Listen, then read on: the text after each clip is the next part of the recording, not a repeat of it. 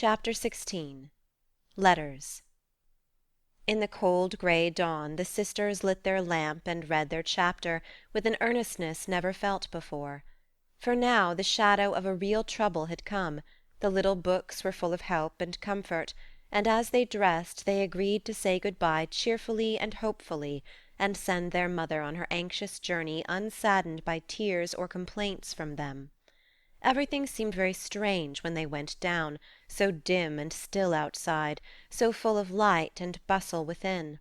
Breakfast at that early hour seemed odd, and even Hannah's familiar face looked unnatural as she flew about her kitchen with her nightcap on. The big trunk stood ready in the hall, Mother's cloak and bonnet lay on the sofa, and Mother herself sat trying to eat, but looking so pale and worn with sleeplessness and anxiety that the girls found it very hard to keep their resolution.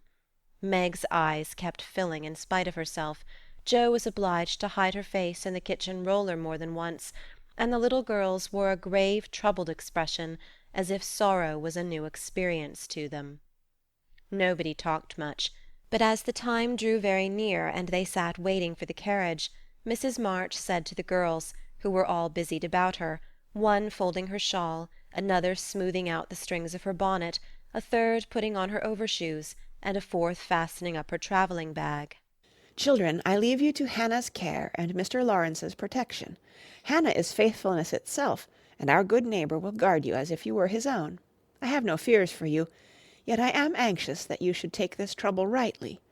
Don't grieve and fret when I am gone, or think that you can be idle and comfort yourselves by being idle and trying to forget. Go on with your work as usual, for work is a blessed solace. Hope and keep busy, and whatever happens, remember that you can never be fatherless. Yes, Mother. Meg, dear, be prudent. Watch over your sisters. Consult Hannah, and in any perplexity, go to Mr. Lawrence. Be patient, Jo.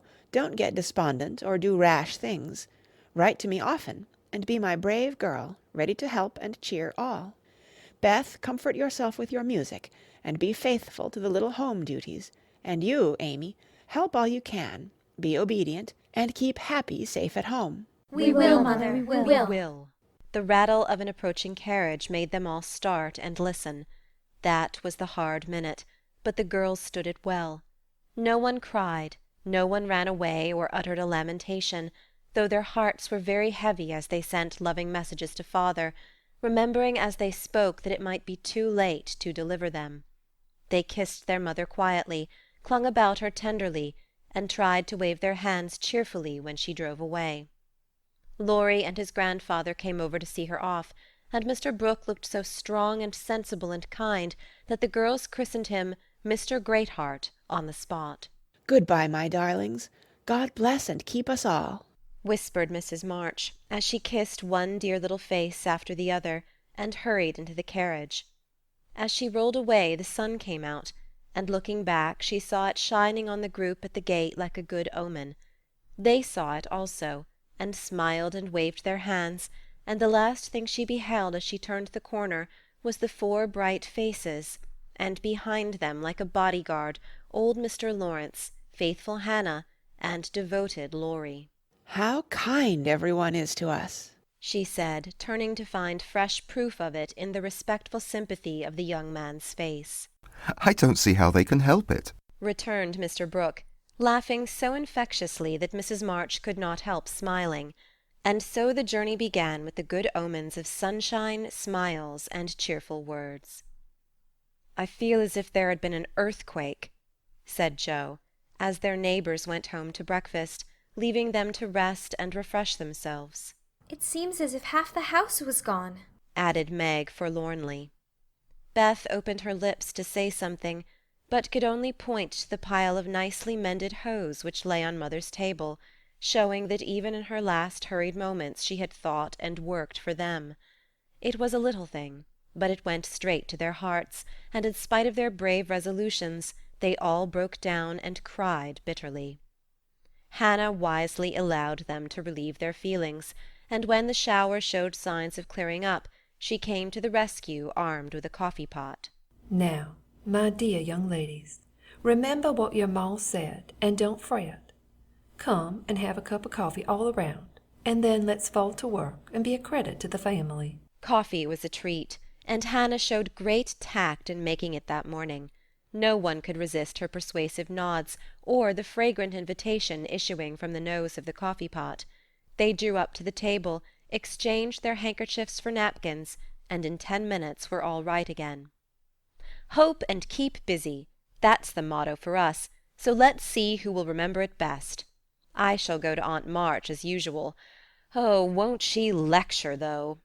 said Jo, as she sipped with returning spirit.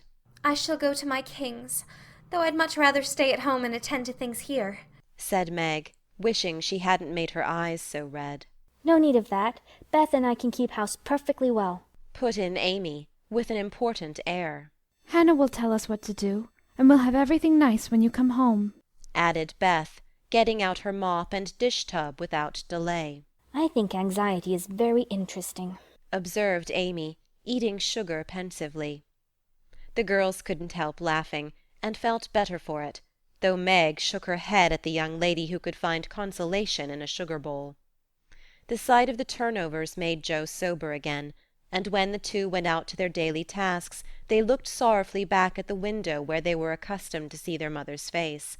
It was gone, but Beth had remembered the little household ceremony, and there she was, nodding away at them like a rosy-faced mandarin. "That's so like my Beth," said Jo, waving her hat with a grateful face. "Good-bye, Meggie. I hope the Kings won't strain to-day. Don't fret about father, dear," she added, as they parted. And I hope Aunt March won't croak. Your hair is becoming, and it looks very boyish and nice, returned Meg, trying not to smile at the curly head, which looked comically small on her tall sister's shoulders. "That's my only comfort." And, touching her hat à la Laurie, away went Jo, feeling like a shorn sheep on a wintry day. News from their father comforted the girls very much, for though dangerously ill, the presence of the best and tenderest of nurses had already done him good.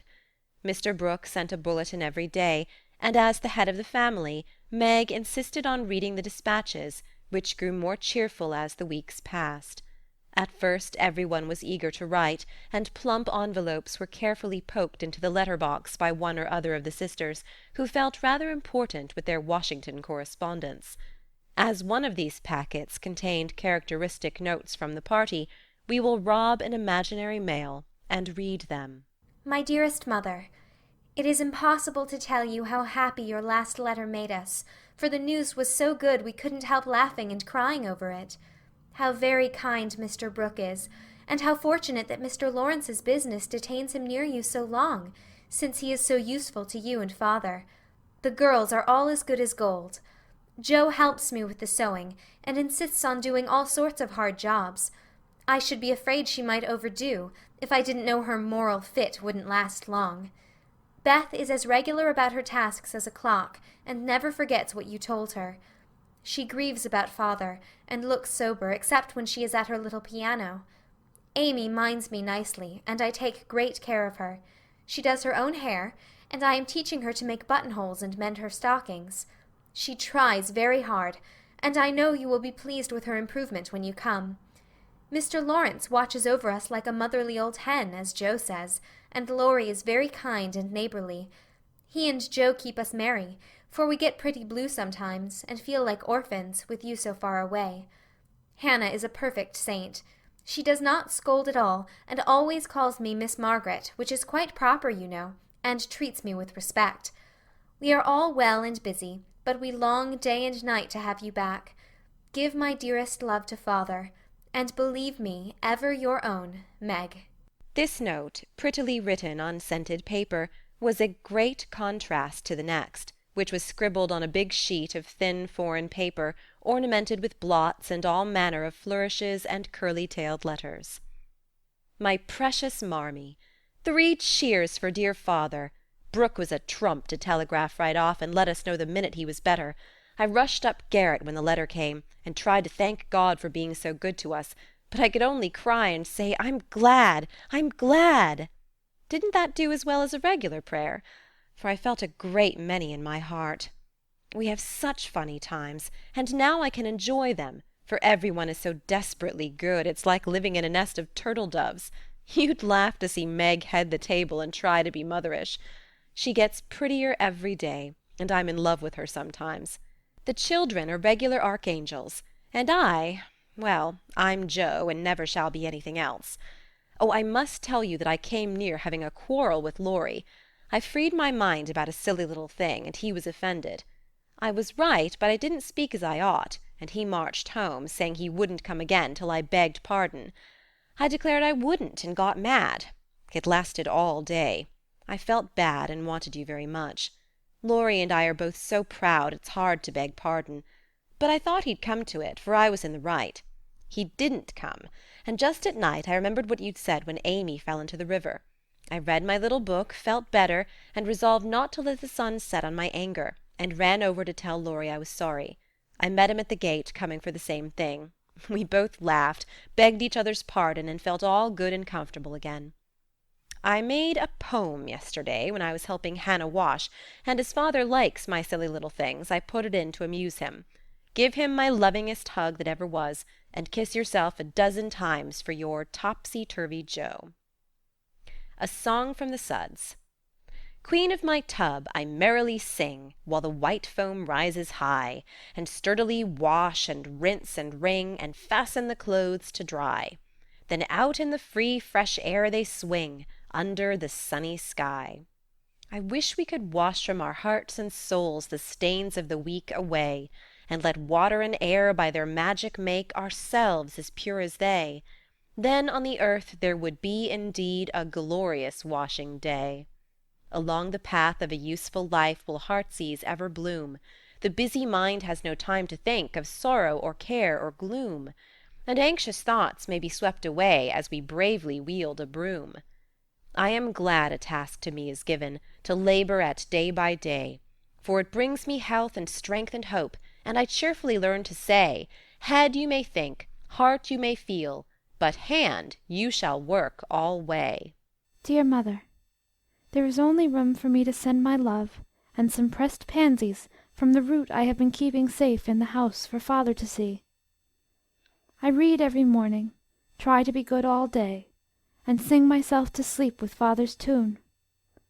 I can't sing Land of the Leal now, it makes me cry. Everyone is very kind, and we are as happy as we can be without you. Amy wants the rest of the page, so I must stop. I didn't forget to cover the holders, and I wind the clock and air the rooms every day. Kiss dear Father on the cheek he calls mine. Oh, do come soon to your loving little Beth. Ma chère Maman, we are all well. I do my lessons always and never corroborate the girls. Meg says I mean contradict, so I put in both words and you can take the properest.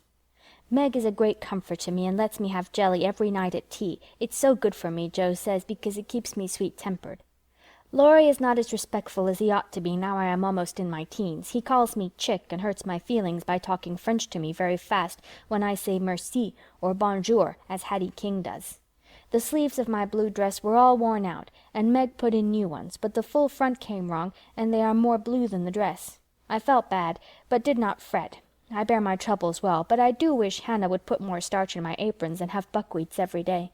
Can't she? Didn't I make that interrogation point nice? Meg says my punctuation and spelling are disgraceful, and I am mortified, but dear me, I have so many things to do. I can't stop. Adieu. I send heaps of love to Papa. Your affectionate daughter, Amy Curtis March.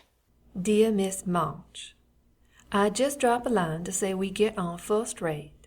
The girls is clever and fly around right smart. Miss Meg is going to make a proper good housekeeper.